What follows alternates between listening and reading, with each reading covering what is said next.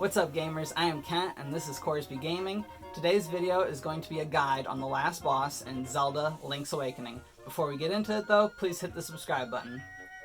So this video is going to be divided into two parts. The first part is going to be the stuff that you're required to do and should do before you even get to the last boss.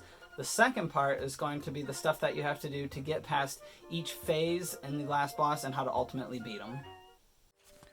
To get started, I'm going to cover the one part that's required to get to the last boss first.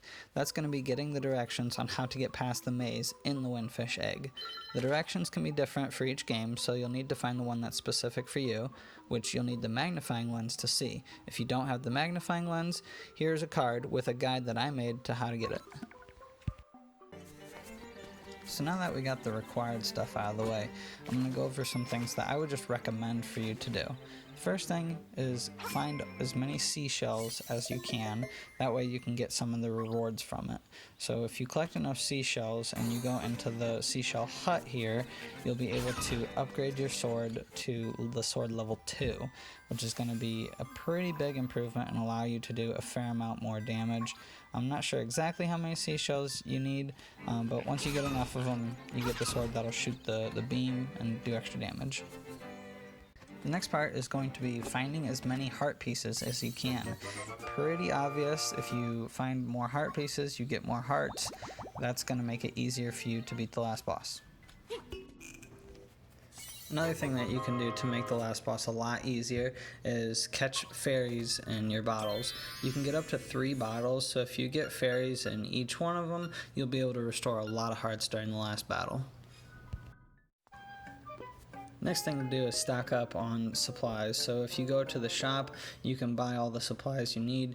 You want to get full magic, full bombs, and full arrows. That way you don't run out of any of them during the last battle. The last thing we're going to do is head to Tracy's shop and buy some of her special medicine. So the special medicine is really great because as soon as you die, it kicks in and it restores you back to full health. So this is something that's super beneficial. You can tell if you have it down here in the left corner. Alright, so we've completed all the stuff that I would recommend doing before you even get to the last boss. The things that will make it much easier to actually beat him. We'll go ahead and enter the Windfish Egg and drop down and get past the maze part.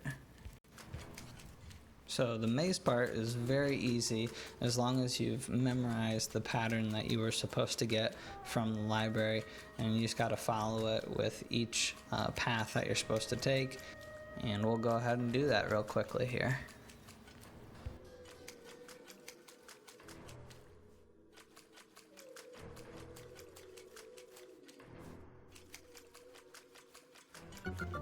And there we have it. So if you've done the maze correctly, you'll come across this hole, and we'll just go ahead and drop down into the last boss.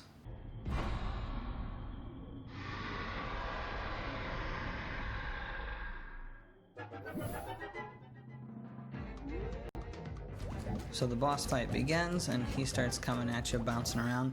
We'll just whip out the magic powder, and then you just hit him a few times with the magic powder and he'll die, and then it'll change to the second form. And there we go. Yeah, 3 hits with the magic powder, and he switches over and he'll be Agnem this time, and he'll shoot these balls at you. So there's 2 different types of balls that he shoots at you. The one you can hit and bounce back at him like that, and then the other one is going to be like a 4-leaf clover kind of design that you cannot hit back at him like that. So that one is one that you can't hit back. So this battle that I've done with him, I definitely did not do a perfect run, but it just goes to show you that you can take a lot of damage and still beat this guy if you've done the things that I recommended doing, other ways to get extra hearts and that kind of thing.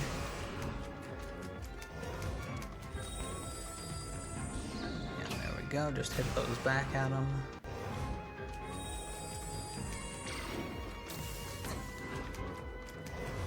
Usually I try to get straight across from him, that way when you hit it, it just goes right back at him. So kind of like this angle here, just a direct shot right back. And that takes care of that form.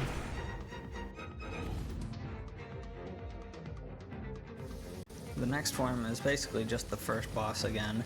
Really simple, just hit its tail, and then he just bounces around some more, and just dodge him, keep hitting that tail.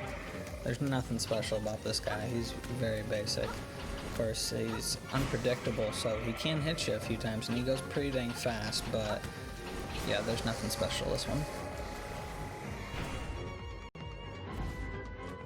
The next form here is going to be one of the tougher ones. So this guy starts shooting fire bats at you and spinning his weapon, and you just want to run back and forth and dodge him, kind of like you do with the second boss in this game.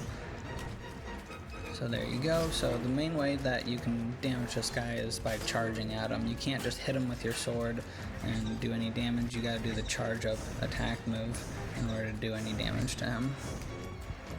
So let him shoot those bats, and then your opportunity will come after he throws his weapon, as long as he doesn't get in the way. There we go, hit him again. Start dodging those bats some more. This battle can take a little while, or this form at least. And there we go. So just a few hits with that charged up sword move and took care of him.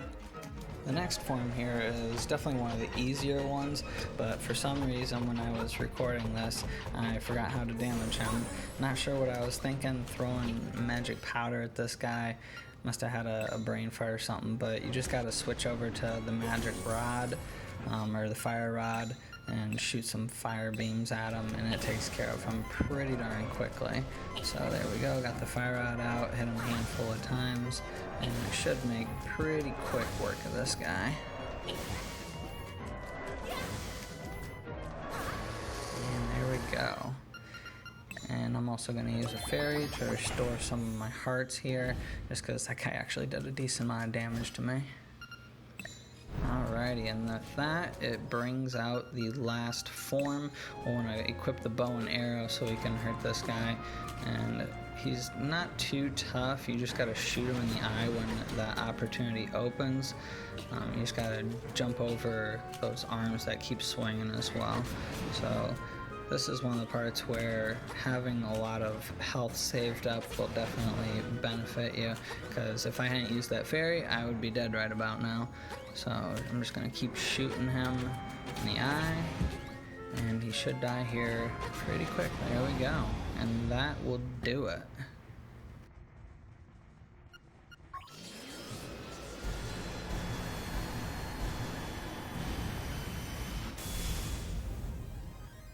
Alrighty guys, that's gonna finish up this video. I hope it helped you out and was beneficial.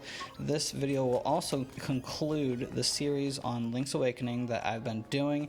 If there's another game you'd like to see me do a series on, go ahead and put it in the comments.